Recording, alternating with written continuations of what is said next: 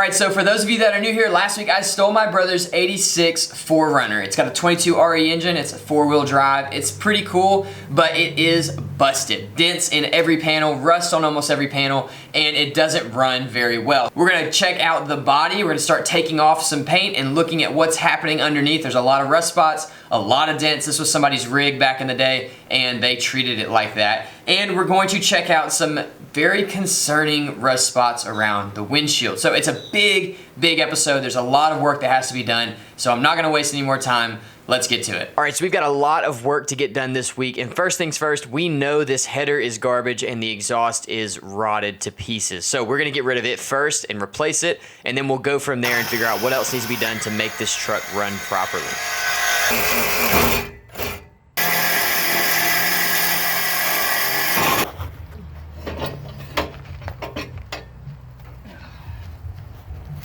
Go.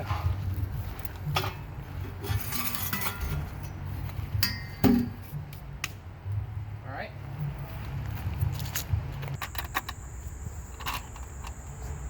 Okay, so we're on. You can let it go, I think. All right, so we found out in doing this that the EGR has been deleted on this car. That's what these are for. This is part of the EGR system, which is emission stuff, but I think it stands for exhaust gas recirculation. So basically, if we just left it like this and bolted it on, there'd be a giant leak. So what I'm gonna do is use this Egr gasket, and I made these really quick block-off plates for it. So we're gonna throw the gasket on there and then throw my block-off plates on there, and that should seal it up, and we shouldn't have any issues. I had to do this with the Audi as well for the secondary air injection deal, which is similar situation. If this doesn't work, I can buy a kit to fix it, but I think this is gonna work.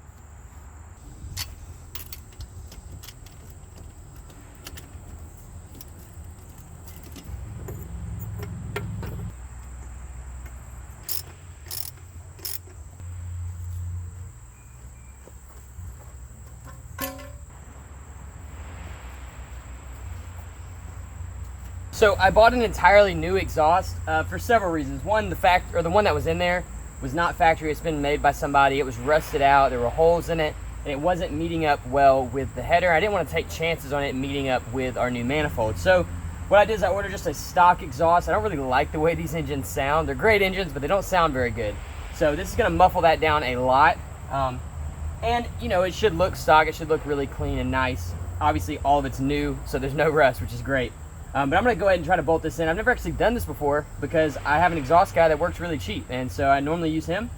But I figured I'm already doing the manifold. I might as well try the exhaust. If it doesn't work out, I'll bring it over to him. But I think that it's gonna be pretty easy. It should bolt right in, assuming everything fits well. So let's do it.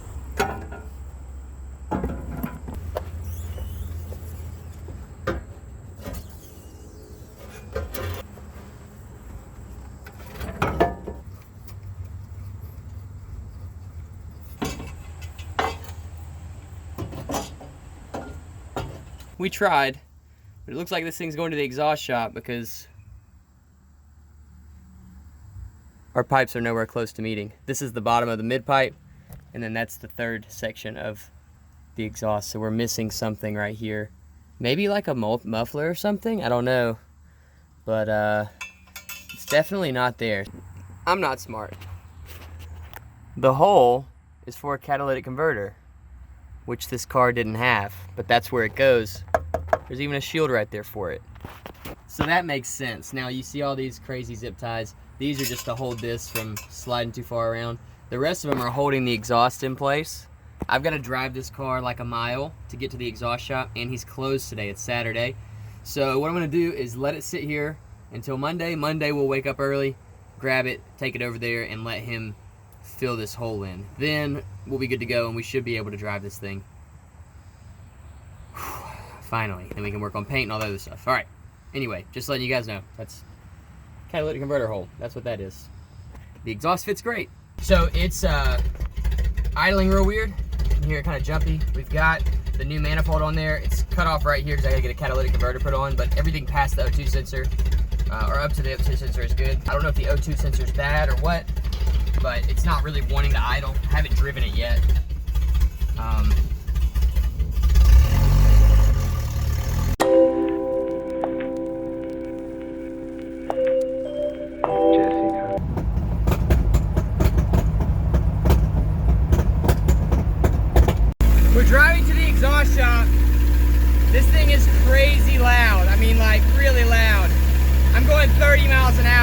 what you're thinking. Is that a Toyota or a Lamborghini?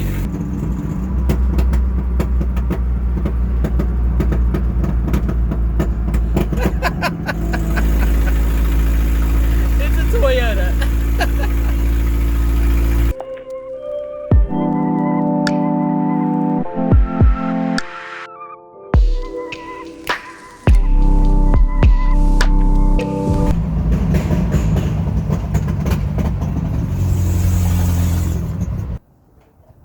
Alright, so I got the exhaust fixed, and it still has a little bit of an exhaust leak. So it sounds a lot better, it's way more manageable, and doesn't hurt your ears really bad.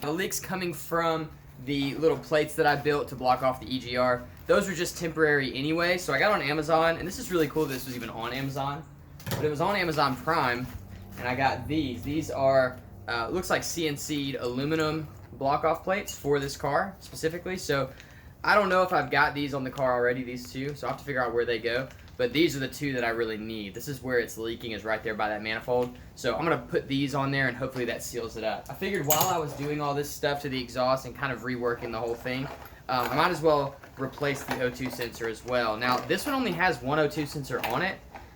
It turns out, I think there's supposed to be two O2 sensors on this thing. Oh, there's the gasket. So I don't really know what that means, but I went ahead and got a Bosch O2 sensor because I felt like Bosch was a good enough brand.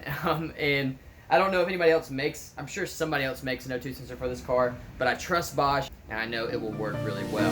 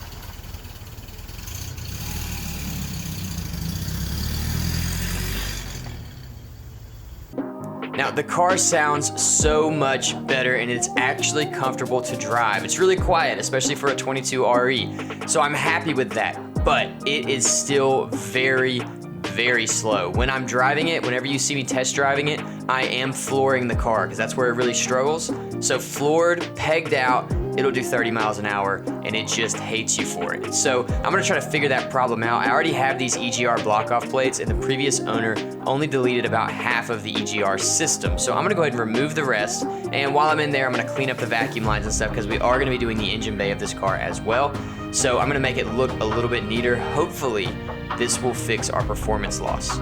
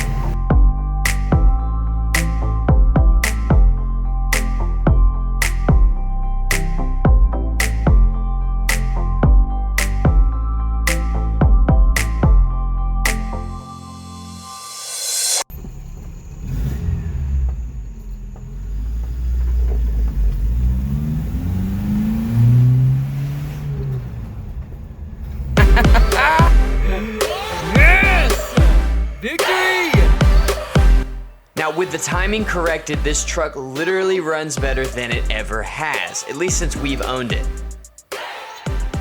But the bolt that holds the distributor in place is still stripped out. So I'm gonna have to retap the head and use a helicoil to build new threads. Now, a helicoil is just a coil that screws into a newly tapped hole, and it allows you to use the factory bolt in the stripped hole.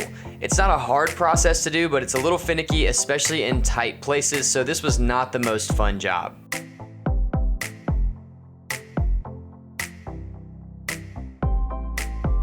With the running issues sorted, it is finally time to move to bodywork. Now, this truck has a lot of it. There's rust at just about every panel, and there's a dent on just about every panel. This was somebody's rig for off-roading at one point in time, and it was treated as such. So we've got to go around and find all the dents, we've got to find all the rust, and we've got to find any repairs that might have been made questionably. So you can see here, someone tried to repair this rust at one point in time with Bondo. Now, I'm not opposed to repairing rust with something other than metal, like a plastic filler, but Bondo is just not strong enough. And if you don't remove all the rust, which is likely what happened here, water still will get trapped in there and rust out. And this was actually rusting back out through the paint. So it's likely this hole was real small. Now I've got rust all the way around this perimeter. So I'm gonna show you guys how I fix rust like this. This is why I grind down all the dents and scratches and stuff, so I can really see what's going on underneath the paint. So we're gonna fix it. We're not gonna use metal. I know that might be questionable for some, but this is the way I like to do it. So far, it's worked for me.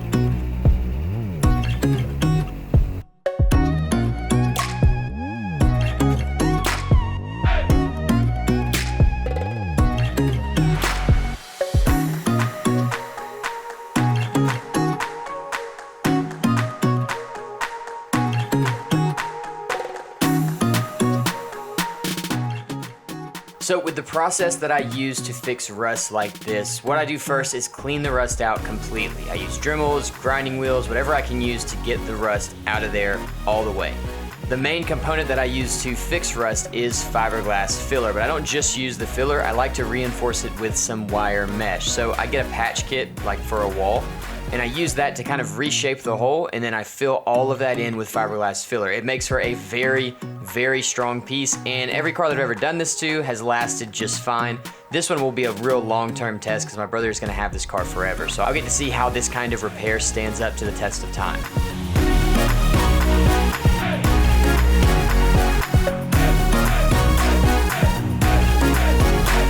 The graphics on this car actually rusted through. So what you see is rust on the metal, which I've never seen before. So I have to strip it all the way down. That means strip wheel, sanding disc, basically whatever I can do to get it down to the bare metal. And then we'll go over it with a self-etching primer to allow paint to stick to it and to keep it from rusting.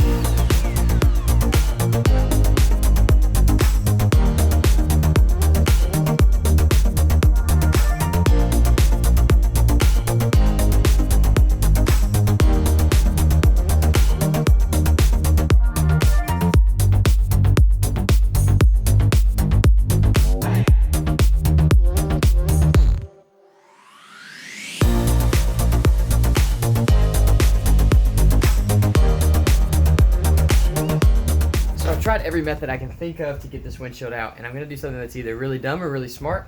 The windshield place is coming tomorrow to put the new windshield in, and I've got rust repair that I have to do on this thing. There's a rust hole, massive one over here that's caused a bunch of leaks. There's one over there that's caused leaks down into the frame itself, and then I found one on the top as well. So I tried using fishing line, guitar string, I tried cutting with the Dremel, tried everything that I could think of, and I just couldn't get this windshield out. There's some weird clips they use to get the trim in that are getting in the way, and I'm not having any success. So I'm gonna try just kicking it out like in the movies. I don't know if it actually works that way. I hope that it kind of holds itself together and doesn't shatter into a million pieces. But if it does, I'll just clean it up, I guess, because I gotta get this thing out.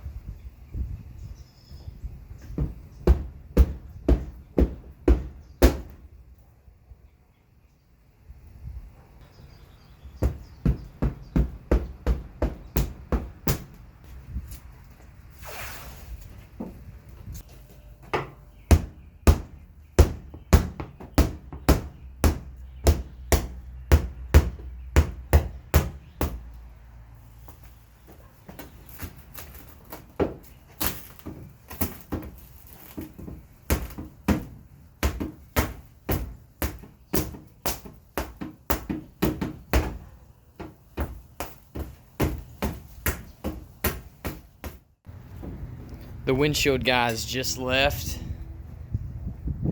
and this is so much worse than I expected. So you guys know about that one. And there's one up there that I knew about.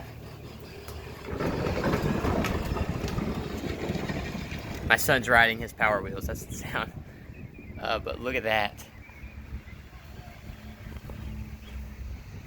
And then there's one over here. And then down here, the pinch weld is missing. And then there's a hole down here. And then back over here, we've got missing pinch weld as well. This just became the biggest part of this entire project. It looks like the windshield's never been replaced. The previous owner found rust and covered it with silicone and then painted over that. And so it just trapped water and kept leaking. I'm gonna fix it though. This is my brother's truck, and this is like his forever car. He loves this thing. So we're gonna get it right, we're gonna make it good, but I think I'm gonna have to finally buy a welder. It's time. It's amazing that it's taken me. Power Wheels.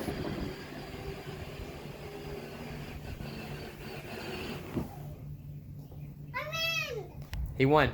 It's amazing that it's taken me this long to buy a welder, but I think I'm at that point where it's got to happen. I'm not going to fix these holes with fiberglass. Some of them are structural to an extent anyways, and it's just not worth it to me. So I'm going to do some research, and we're going to get a welder.